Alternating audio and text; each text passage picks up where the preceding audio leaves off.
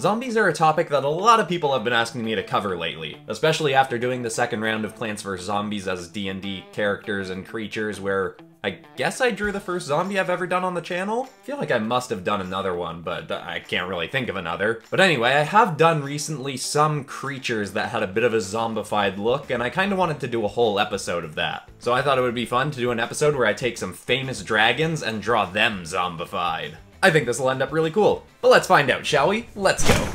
Hit like if you want, subscribe if you feel like, but either way, enjoy the show. On the island of Berk, humans had been living in harmony with dragons for quite some time. It was a largely peaceful era brought upon by Hiccup, the son of the now deceased Viking leader Stoic the Vast. Even after the death of his father, Hiccup and his friends had helped lead the Viking people into this harmonious age. All was quite well for a time, but everything changed when the first infected dragon appeared. It was a grunkle that looked sick and exhausted. As expected, some in the village came to inspect to see what was wrong, or if there was anything they could do to help the poor creature. But nothing seemed to help, as its scales became more withered and its eyes dimmed to a lifeless haze. It eventually became manic, batting people away and viciously shrieking. Hiccup was alerted to the situation and flew in on his dragon partner, Toothless, to try and pin down and calm the creature. This was their biggest mistake. The grunkle immediately bit into Toothless's arm, tearing out a chunk of flesh. After that, the Vikings held nothing back. They hurled spears, swung axes, and soon, with a heavy blow to the head, the sickly grunkle was dead. But the sickness lived on in Toothless and spread far faster through him. The dragon sprinted into town with his skin shifting to a nauseous green hue. He started biting into every dragon he laid his drooping eyes upon. None of the Vikings knew it yet, but at that point, all was already lost. More and more dragons turned into mindless, flesh-hungry beasts. At first, they only attacked each other. They seemed to only crave the flesh of their own kind. The islanders spent the next week trying to keep the dragons apart, then soon had to revert back to their old dragon hunting expertise to try and slay the infected. Within 2 weeks, every dragon in the area had been turned into decaying beasts, and with no other dragons left to infect, they turned on the humans. With no survival instincts at play in the dragons, they were far more vicious and ruthless. They'd charge through any sort of attack, taking the blows and rampaging through them to get to their prey, with no regard for their own injuries. Humans were unaffected by the illness, it seemed, but that was of little reassurance, as the dragons were simply devouring every Viking they could reach. Hiccup, with a heavy heart seeing his people back to fighting dragons, did his best to lead his people in slaying them all, finding that blows to the head were the fastest way to take them out. But numbers were dwindling, and soon he was faced with a foe he couldn't bring himself to slay. Toothless, now missing limbs and having rotting skin, found his old partner. Without Hiccup's devices to help him fly, the dragon could barely stay in the air and merely flopped through it towards his target, and it further hurt Hiccup's heart to see his friend struggling like this. He wanted nothing more than to save Toothless, but his delay in ending things led to his own downfall. Toothless soon got his jaw clenched down right around Hiccup's waist. He hacked off part of the dragon's jaw to free himself, and others stepped in to fend off the Night Fury. But the wound was too great. The last thing Hiccup ever saw was his dead-eyed old friend readying up for another attack on the Vikings of Berk.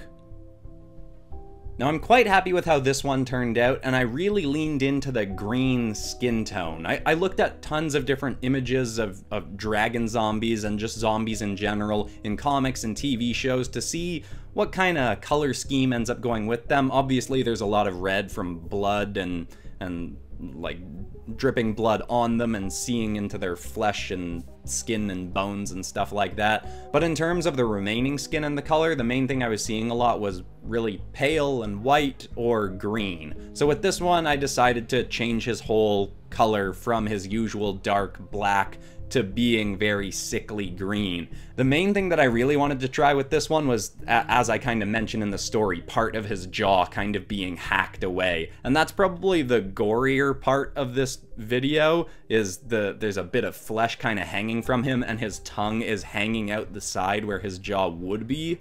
I think it's kind of gross, but not too gross. Like, I tried to keep it a little bit cartoony gross, because I didn't want it to be like nasty to look at. I just wanted it to be kind of creepy looking. Also, I thought it would be a fun little nod having, you know, one of Toothless's legs missing in this zombie drawing. I mean, I know he already has part of his tail missing, which is a parallel to how Hiccup has his leg missing, but I was like, whatever, I'm gonna throw in a missing leg on Toothless as well. Anyway, quite pleased with this one. Not sure if I like it quite as much as the second drawing, but let's take a look at this, then get into that one, and you can all judge for yourselves. Here it is.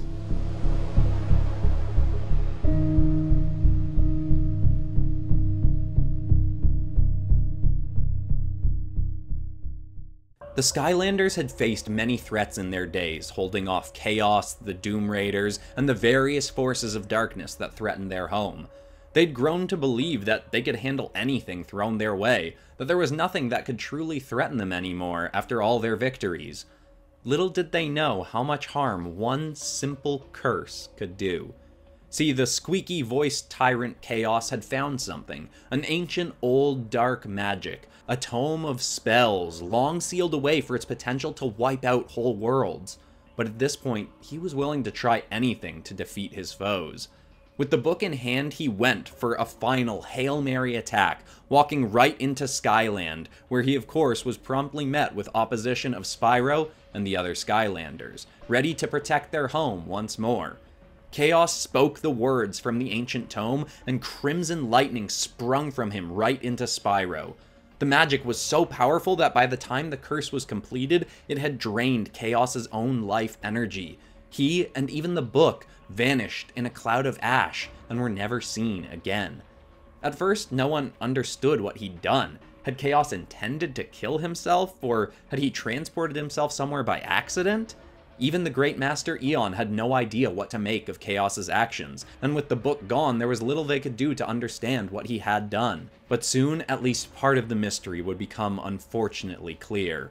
Over the next day, Spyro grew angrier, his mind got hazy, and his flesh began to pale. They soon started to think that this had perhaps been another attempt to turn Spyro dark and fight against his friends. And in a way, that was true. But it was far different and far worse than past experiences. Approaching 24 hours after he'd been struck by the Crimson Lightning, Spyro attacked his friends outright, biting right through Stealth Elf's arm before she had a chance to teleport away. His fellow Skylanders would do all they could to fight him off without harming him, but soon, this would prove pointless. Their friend's mind was truly gone. They fought harder and harder and were soon tearing away chunks of his flesh, seemingly to no distress to the cursed dragon. And worse still, Stealth Elf soon joined his cursed side in the attack. With her teleportation ability, she fired through the Skyland, biting dozens, hundreds of victims within a day, and that all but sealed the fate of the territory. Soon, cursed beings of all walks were out seeking the flesh of those they used to call their neighbors and friends. Many fought long and hard, and glimmers of hope would rise in the efforts of Eon and the remaining Skylanders, but regardless of the end result, whatever it would end up being, Chaos, at the cost of his own life, had finally managed to unleash the ultimate evil and horror upon the Skylanders. Now, I really hope I did the lore of Skylanders justice. This one was a little bit tricky to write, because as I've said lots of times when I'm getting suggested something over and over again and I really want to take a crack at it, the thing that can make me delay a bit and put it off is that I need to take the time to learn the lore if it's something that I don't already know much about. Like with FNAF and Friday Night Funkin', both of those I had to take some time in my free time to watch some videos about the lore to understand it a bit better so that I could adapt it. Which I'm always very happy doing, because usually the lore is super interesting for these things that I don't already know much about. I enjoy researching these topics, but with this one, it was a bit harder because, first of all, I wasn't totally sure from all the people recommending Skylanders if people wanted me to look more into the video games or the show, and how much the lore connects between the two. I couldn't find that much on it, so a bunch of the stuff I watched was people talking about some of the lore from the video games. Then I went and read some of the stuff from the lore from the show because I didn't have time to watch a full season of the show. So hopefully I did it justice. If you are a Skylanders fan, let me know how you think I adapted the lore for this. Obviously it's a pretty simple story, so I didn't have to pull from too much of the existing lore for it. But I'm just hoping that I didn't totally mess something up that I didn't catch because I don't know the lore that well. I'm definitely down to do a full episode of Skylanders at some point. I mean, even Kurt in the Poptober prompt list put Skylanders in it. So I figured I should at least have one in this video, and at some point do a full episode based around it. But yeah, let me know how I did with the lore in the comments. As for the drawing, I really like how this one turned out, to the point where I kinda don't have that much to say about it. Partway through the coloring, I noticed that I was making him a little bit too vibrant, so that's when I go in and add some patches of white to make him look like he's a little bit more undead, decaying a bit more, like the blood's drained out of him. And yeah, besides that, like all the other dragons in this episode, looking at how decayed his wings are, you gotta wonder how he's staying airborne. But anyway, I'm very happy with this drawing, and I hope you all are as well.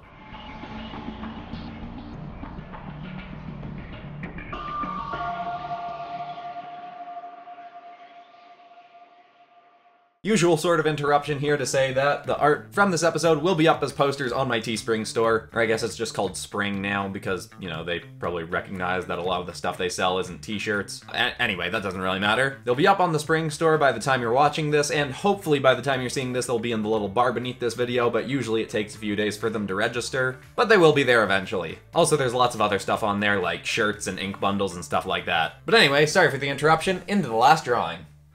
Nobody quite knows in the land of Pyria how the zombies first came about. Many of the dragon tribes accused one another of dealing in black magic warfare.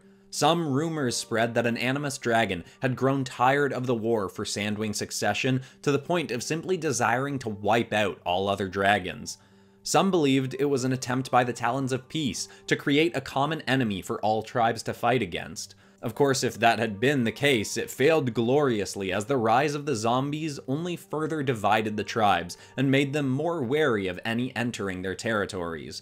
Though many didn't even believe the reports they heard until a zombie was on the very doorsteps of their kingdom. And of course, by that point, it was often too late for them to do anything. By the time word had gotten to the Dragonettes of Destiny, the young draconic heroes prophesized to end the war. They had no idea what to make of it, and like most in the land when they were finally faced with a flesh-hungry undead dragon, they didn't know how to handle it. The 5 dragons all fought well, keeping their distance and watching each other's backs, but when Clay soared in near the battle's climax to protect one of his friends from being bitten, the smallest dragon of the lot, Sunny, would follow suit to try and save him, resulting in the undead beast chomping right down on her shoulder. None of them wanted to believe that this could result in Sunny turning.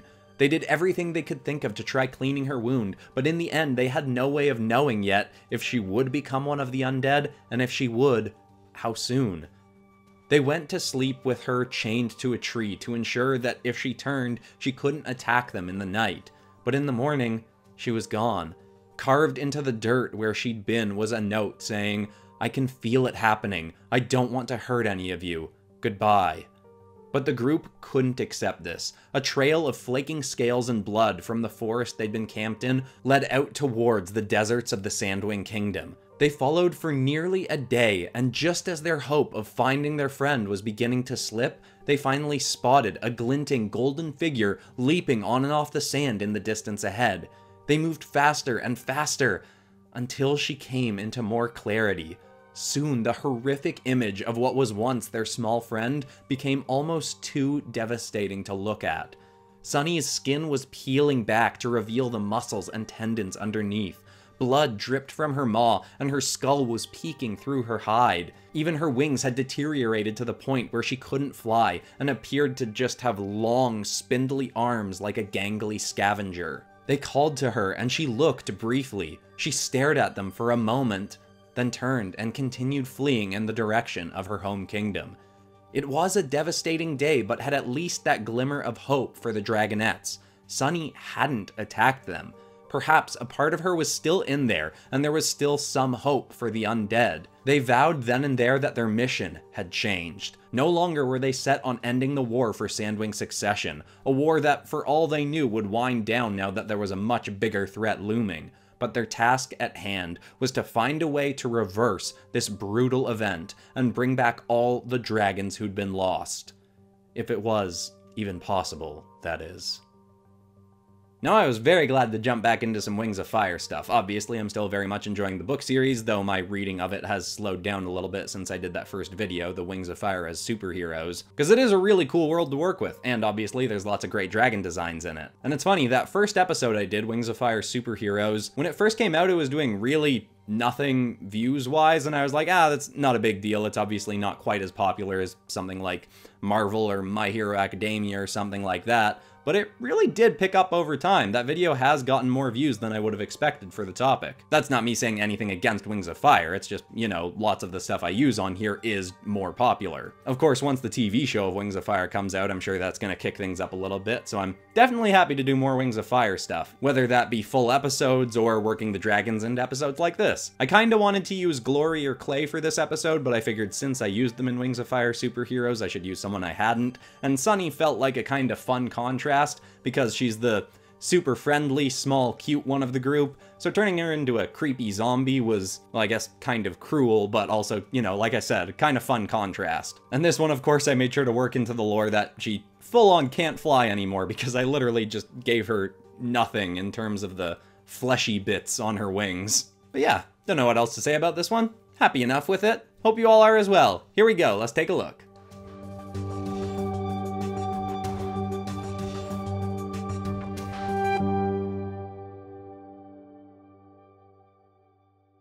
I am definitely glad I went this route with the zombie episode, because this was lots of fun to do. Is there other stuff for creatures people would want to see zombified? As always, let me know in the comments. I'm more open to doing spooky, Halloweeny, monstery kinds of episodes right now, because it's October, it's spooky month. The next video coming up Monday is going to be something that Crazy for a Day has been commenting for a long time, that I think fits particularly well into this month. But anyway, if you're new to the channel and you like stuff like this, I've got lots and lots of different dragon episodes, but if you want more monstery, decaying sorts of dragons, I would recommend the FNAF animatronics as dragons episode. But besides that, that's all for today. I'm Christian Pearson, this has been PopCross Studios, home of the nerdiest art videos on YouTube. Thank you so much for watching, everybody, and I will see you all in the next episode on Monday. Goodbye!